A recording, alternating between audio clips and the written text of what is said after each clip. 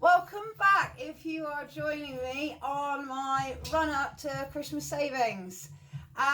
You may have noticed there are actually a few other videos on my playlist for this. It's because of things that I actually do over Christmas, i.e. like the ham and that. I will be doing it that way. But I didn't see the point of showing you again when I've already made the video. So you can already see that.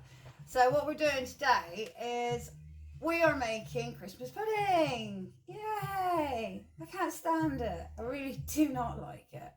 But this is why I am doing it. Because most of us, we buy a big Christmas pudding and 3/4, maybe half of it gets eaten, and then the rest sort of sits there looking quite disgusting after a while. But what we're going to do is we're actually going to make 6 little individual ones using the electric steamer. I do advise, if you are going to do it this way, then either dig your electric steamer out of that back cupboard or get yourself one. They are brilliant and obviously very cost effective, because once the timer is gone, the power goes off. That's it. Easy peasy. Right, as normal, I've already got my bits and pieces already done up here because, again, you don't need to see me chopping. Right. The recipe that I'm using and the things that I've added will be on my steady page as soon as I finish this video. And it will be ready for you to have a peruse over and see if you fancy doing it this way. So, as I said, I've got my dry ingredients that are mixed in here. All lovely jubbly. So I'm just going to tip that straight into the bowl. Right, I'm making a little change because obviously the BBC recipe is asking you for 250 block of butter. Butter is a little bit on the expensive side, especially if you're limited to certain places where you can only get it from. So I'm choosing to use margarine to prove you can do it this way, but unfortunately you won't be grating it. So what we're going to do is we're going to put it in sections and literally make sure it is mixed in really well. God, Jesus, those lovely, lovely herbs are smelling wonderful. So take a bit of your butter. And that can go in on top of your dry ingredients. And try and work the butter into your mixture. Because as I said, you won't be grating this unless you're freezing it. Actually, I don't even know if that works. So, we want to make sure... Basically, you want to mix it in so you can't see the butter. Right. So I lied. Yeah, I'm doing a bit of boring stuff, the mixing. Alright, there we go. There we are. Alright. After you've mixed that in nicely, there we go. I'm now going to add my grated apple.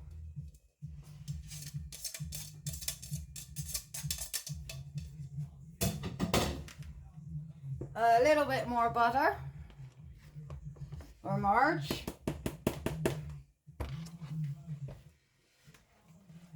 And again, mix that right in with your dry mix in the bowl.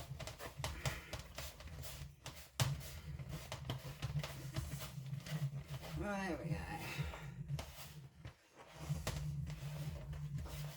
Alright.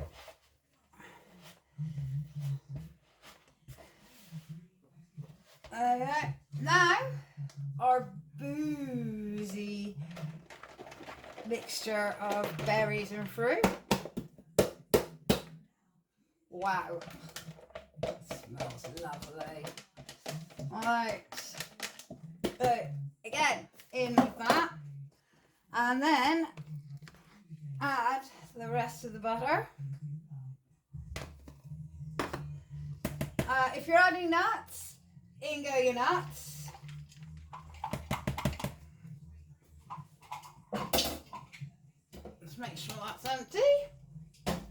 Again, work that bit of margarine in with your fruit and the dry ingredients and really mix it up well.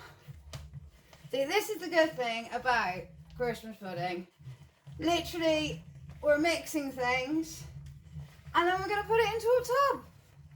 So, really can't be that hard, you'd like to think. Alright. Still see quite bits of that margarine. So, literally work that margarine till it almost disappears. Because if you were using butter, we would be grating it bit by bit until the whole block would be gone. And gently mixing it as we go. Alright. Alright, my arm is now starting to hurt. So, what we're going to do is now add the egg.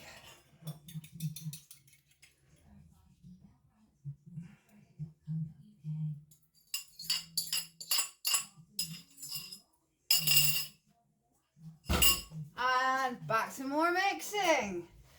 So, you want to get a nice sort of almost, well, not too sloppy, but you can see binded well together ingredients. So, keep doing this. Oh my god, my arm hurts. Right, I can still see dry bits. Really mix this in. Alright.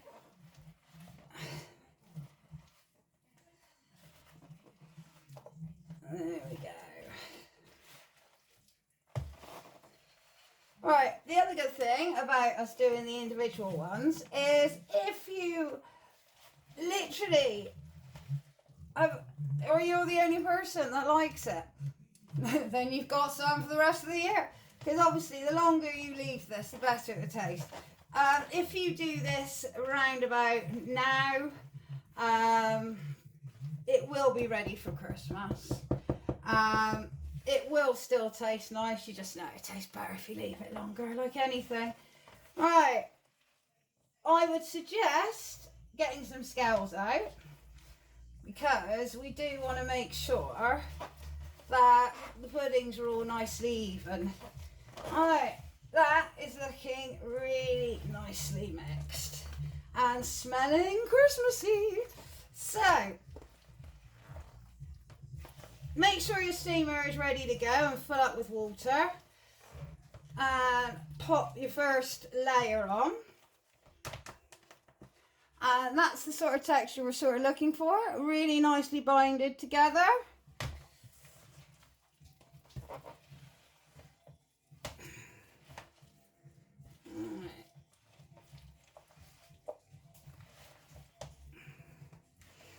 Obviously, if you want a darker pudding, you can actually put a little bit of black treacle in it and also give it a really nice sticky taste. Or a little bit more sugar, depending on how sweet you want your pudding. Alright, so, trusty old scales.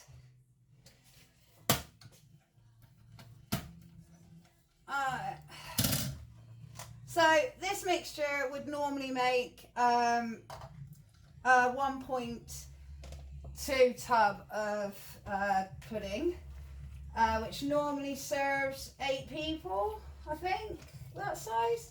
I gotta be honest, I haven't done one for that size for such a long time, but I do use the same amount of ingredients for 6 small ones, so I'm guessing it's about the same. Right, I'm just gonna get a spoon.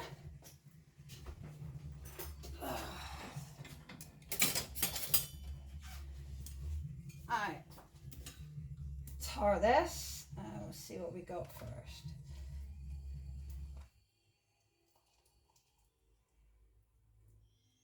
Well, unlike making the sponge puddings, we don't need to worry about these blowing up or expanding more than usual. So at the moment, that's 175. So I'm actually going to go with 200 grams a tub. There we are. I'm not going to stand here and basically stand here potting up all 6 of these, but I am going to show you what to do with the first one. So I'm averaging about 200 grams of mixture per pot. Once you've popped them in the pot, you want to cut yourself some little circles out of some greaseproof paper like so.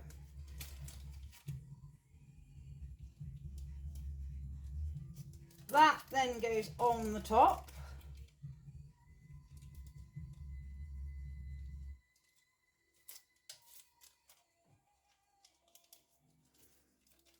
I think I've cut them a little bit small.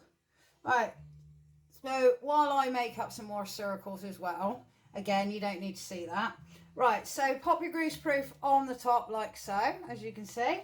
I use tin foil, so I find tin foil works just as well. What we're going to do is gently pop the tin foil over the top of the pudding and tighten it against the tub. And that's it, we're done.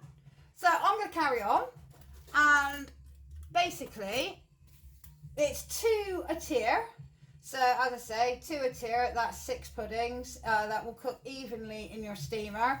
Turn your steamer to 75, which is the maximum setting on your steamer.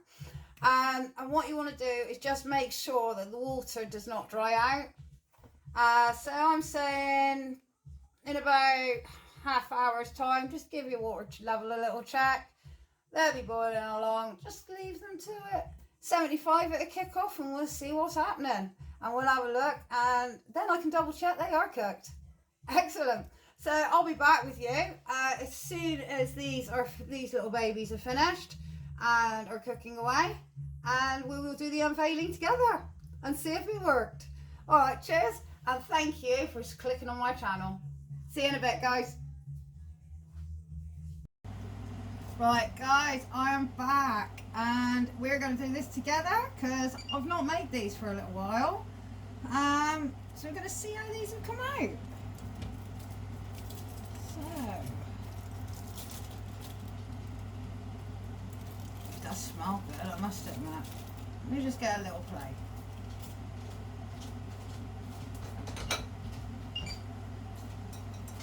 Alright, so let's see if this worked.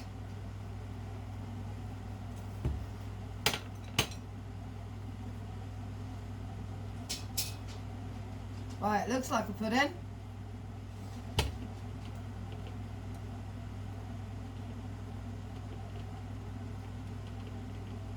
Ooh. Ow, ow, ow, ow, ow. Yeah, I do advise maybe use a cloth if you're trying to get them out. Alright, as I said, these will be perfect for ready for Christmas. I'm only opening this one to show you. And there we have it, guys. Our very own Christmas pudding. So, try it for yourself, see how you get on. But if you ask me, that looks a little bit more appealing than one in the shop. So, I'll catch you on my next saving tip. We may be going down the sausage roll route, but I think we might be starting with maybe something different for a Christmas starter, which is cheap, easy, and very tasty.